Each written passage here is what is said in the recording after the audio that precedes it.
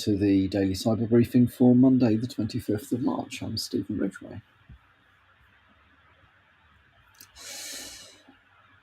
A critical flaw has been identified in Apple's Silicon M series chips. And unfortunately, because of the nature of the flaw, it's not patchable. It is basically just part of the operating system. So what does it mean? Well, it does mean that attackers can theoretically extract encryption keys. That's certainly the thing that's being discussed at the moment. It does affect M1, M2, and M3 CPUs. The question is whether they're going to fix this, because it needs a fix at a chipset architectural level. They may look to fix it in M4 chips later this year. Fortunately, though, exploiting the flaw is challenging and can take a long time. Patches might be available, but they would significantly impact performance. So it is unlikely that cryptographic software developers are going to be able to or will be willing to implement software fixes to get around this. So in order to actually execute this, though, a hacker would have to dupe a Mac user into downloading and installing a malicious app on the computer. Now, okay, only a partial mitigation, but it's not a bad one. I've been using Macs for a long time, and I have to say that their basic security tends to be reasonably well set up. So long as you haven't been a developer or an admin and messed with Gatekeeper, Mac will by default limit unsigned apps, as in they won't let you install unsigned apps unless you jump through some hoops. And it is a hoop, and the hoops are more than just click OK because you trust this person kind of hoops. They are proper, you have to go and do stuff to allow it to install. So you are quite likely to identify that the app you're trying to install is unsigned and potentially malicious. Given that, that's not a complete mitigation or workaround to this particular threat. But even when the malware is installed on the Mac,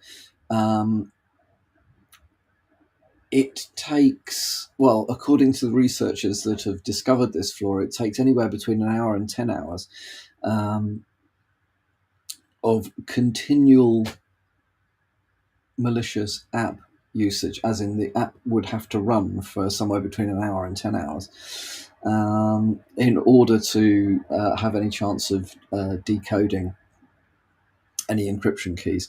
So it is probably more a theoretical threat than a real-world threat. However, if you are using Macs in an environment where security is of the utmost importance, it is certainly something to be aware of. Apple have not, as far as I'm aware, said anything about this particular vulnerability yet, so we'll wait to see what they come up with.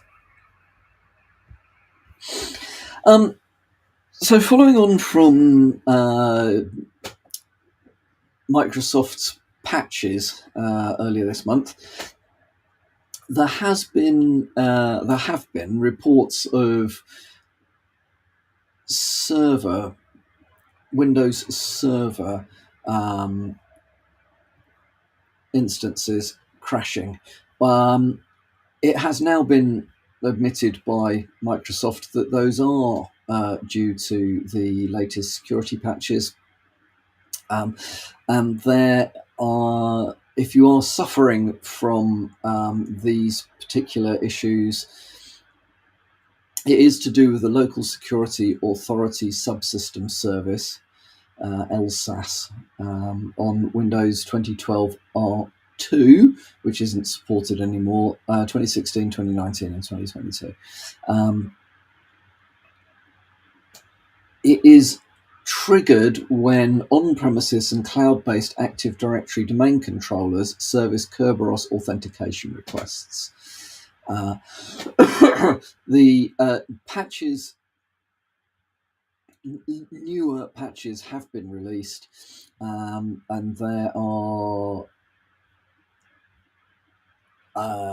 recommendations to look into this if you're having the problem and deal with it. Now, you can fix this by rolling back. You can uninstall KB 503, 5849, 503, 5855, and 503, 5857.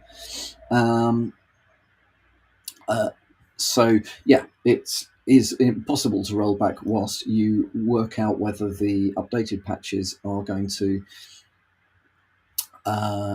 address the issue or not.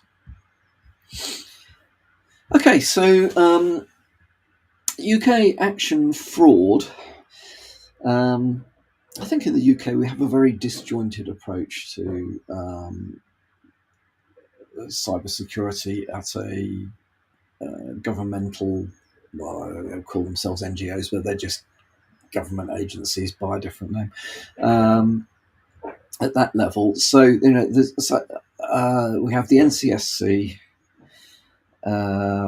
GCHQ itself, action fraud, all sorts of other bits, and they're all overlapping in what they are doing. And I don't think any of them do an amazing job, but it is at least there is information out there. NCSC stuff is usually pretty good. Anyway, action fraud is one of these government-funded services, which is helping to theoretically helping to reduce fraud in the UK. Cyber fraud gets swept up in that. So they have said that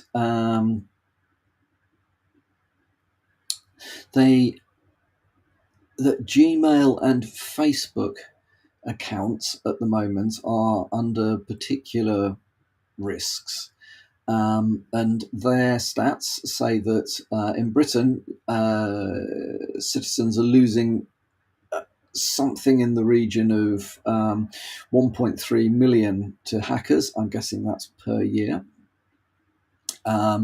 And data has revealed that over 22,000 individuals fell victim to account breaches in the last year alone. So their recommendations are, as always, protect your social media accounts, especially at the moment, Gmail accounts and Facebook accounts. Very solid advice. Implement 2FA or multi-factor authentication one way or another. Bearing in mind SMS-based, text-based or email-based SMS, 2FA is not necessarily the strongest. Go for something which has got a like a Google Authenticator app, and numbers you got to type in, that sort of thing. But anything is better than nothing. And also, they say make sure that you're aware of current phishing scams and how you would identify phishing. So, yeah, I think it's very timely advice from them, and definitely very solid advice, as we said regularly. The majority of actions you have to take in order to remain secure really fall into the kind of cyber basic hygiene arena. These things are basic hygiene, but given the fact that you can use both Gmail and Facebook for single sign-on, in effect, it is worth protecting these accounts properly. So don't use these social media accounts. Twitter does it, or X does it as well. Sign in using your blah blah blah account. Well, if you're not protecting that account, then everything you use you use it for single sign-on is at risk as well. And then finally from me, the payments watchdog in the UK has been assessing the McDonald's and Greggs tech outages off the back of McDonald's, Tesco's, Sainsbury's and Greggs all being hit in a very short period of time with payments outages. Guess what? They think there's a possibility that it was a common payment processor that may have had the issue. Yes, no brown stuff, Sherlock. I think that's a very sensible assumption. Hopefully they can go off and test that. Let's make it a working hypothesis, and hopefully if there is a payment provider that has created this chaos, give them a kick up the doodah. So still no indication that the outages were due to cyber crime or whatever.